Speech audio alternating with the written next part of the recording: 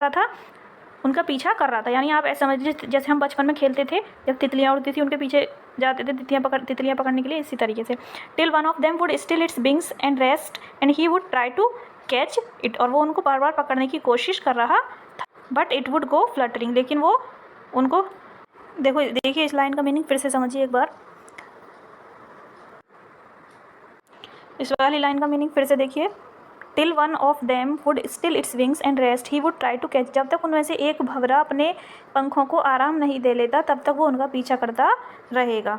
But it would go fluttering flapping up into the air when he had almost caught it in his hands, यानी कि वो उनको पकड़ने की कोशिश कर रहा था। तो जब वो उसको पकड़ने की कोशिश कर रहा था, but it would go fluttering, लेकिन वो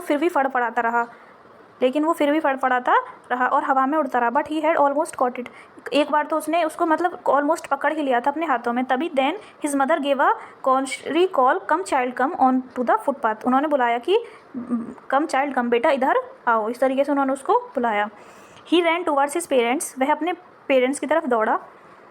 गेली and walked abreast of them for a while, वह खुशी से प्रसन्न होते हुए उनके पीछे चलता रहा। पहले तो वो खुशी के साथ उनकी तरफ दौड़ा, अपने पेरेंट्स की तरफ, जब उसकी मदर ने उसे बुलाया तब, और वो खुशी के साथ मतलब उनके साथ चलता रहा।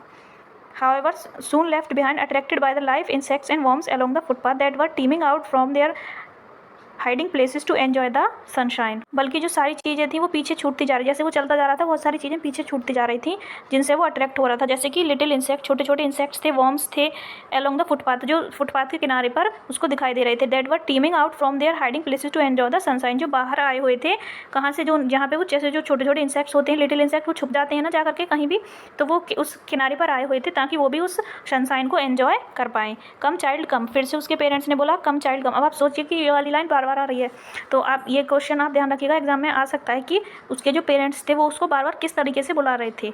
ठीक है, तो आपको क्या आंसर देना, come child come. The parents called the child like come child come. His parents called from the shade of a grove where they had seated themselves on the edge of a well. कहाँ से बुला रहे थे उसके parents उसको?